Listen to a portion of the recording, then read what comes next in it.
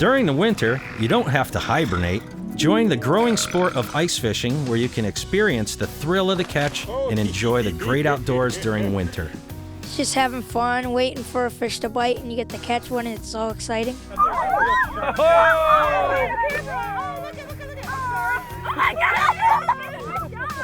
Well, she just gave me the rod, and then it started to move. And just pulled, and we're like, and then we reeled it up, and we caught a fish.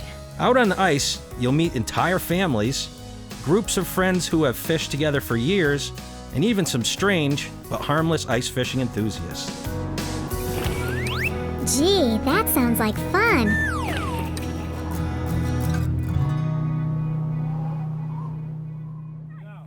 This video will introduce you to ice fishing, a fun and unique cold weather sport. A great place to start is your state's fishing guide.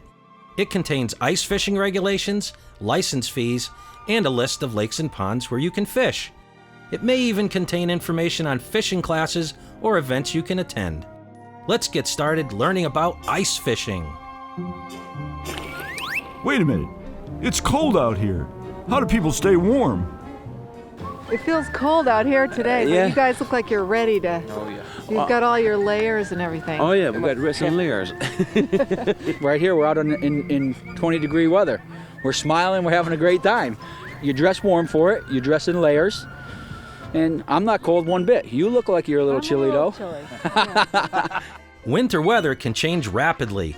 It's always better to have more clothes than you think you might need. You may find yourself drilling holes during a calm sunrise, then braving a snow squall hours later. An icy start to the day may yield 40-degree temperatures in the afternoon.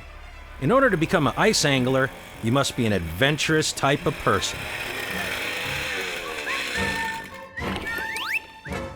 All right, I'm sold. Where can I go ice fishing? Check with your local bait and tackle store to find out where fishing's been good. You can access lakes and ponds at public boat launches and parks. Try areas where people are already fishing. Talk to other anglers and ask questions. Ice fishing is a very social sport. If you know the lake, fish the same areas you did before the water froze. Hey, what about ice safety? As a general rule, fish near others who are already set up on safe ice. Drill a hole close to the shore to check ice thickness. 4 inches of clear, newly formed ice may support one person on foot. Move out from shore, checking ice as you go. Ice thickness can vary even on the same body of water. Buy or make ice picks to wear around your neck. These picks will help you pull yourself out of the water if you break through the ice. You should also bring a rope or floating seat cushion so you can toss it to someone in trouble. Don't go alone, invite a friend. Be sure to tell someone when you go ice fishing. Let them know where you're going and when you'll be back. What else will you need? Ice is slippery and can be kind of tricky to walk on. You can use creepers that strap to the bottom of your boots. They'll help you walk around without slipping. You're going to have to get your equipment out onto the ice. Many anglers use 5-gallon plastic buckets or a pack basket. Others pull their equipment out on a sled or a plastic toboggan. And then there are people who feel they need to bring the whole tackle store out with them.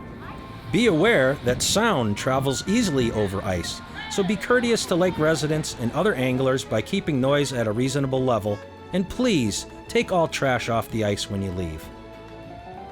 You might see some ice anglers fabricating windbreaks and other shelters out on the ice. Some are quite extravagant and take lots of imagination and effort to build. Excuse me, how do you make holes in the ice? There are 3 tools used to make holes. An ice chisel or spud is inexpensive but demands a lot of effort to chip out a hole when the ice is thick. Hand augers are faster, but the blades must be kept very sharp. A power auger is the fastest, but they may cost much more. Be careful when using these ice cutting tools. Always use the safety guards when the tool is not being used. Once you get a hole in the ice, you have to remove the slush. Use a skimmer or ice scoop. Yo, now that we have a hole, How do you fish? In order to attract fish, you'll need bait. A variety of bait can be purchased at your local bait and tackle store. Once you have your bait, one way to ice fish is with a jigging rod. 10 seconds, you go. Bing, bing, bing, bing, bing, bing. Small lures are tipped with bait, lowered into the hole, and jiggled up and down to attract fish. Live insect larvae are most commonly used. There are also artificial, scented baits that look like small grubs sold in jars. A spring bobber added to the tip of your jigging rod will indicate even the slightest bite. As you can see, this method can be very productive. Another way to fish is with a tip-up. There are lots of different styles of tip-ups. Live minnows called shiners are standard bait for tip-ups.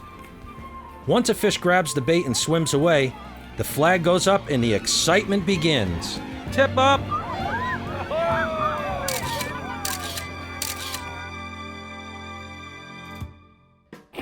Do you have any other tips? Please don't release bait when you're done fishing. This is one way invasive fish species get into lakes and do great damage to fish populations. Learning about how fish live under the ice is important. You'll have a big advantage if you understand their behavior and start thinking like a fish.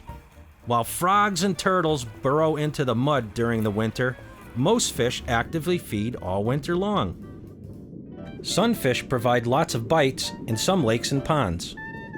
Yellow perch and walleye are prized for their firm white flesh and great taste. Chain pickerel and northern pike are two top predators that dominate ice fishing in many lakes and ponds.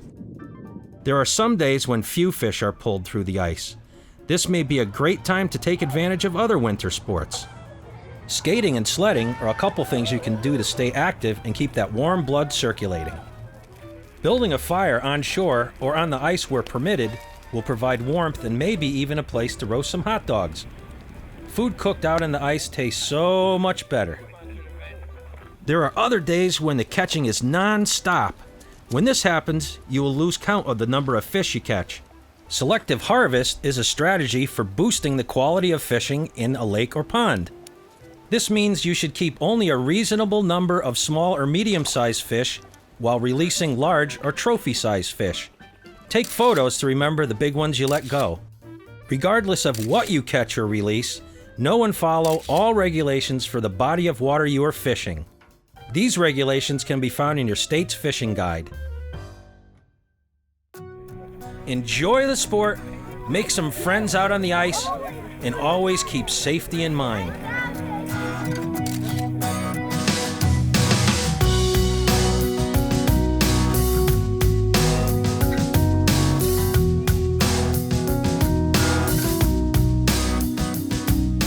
For additional information about ice fishing and fishing in general, visit your state's fisheries website.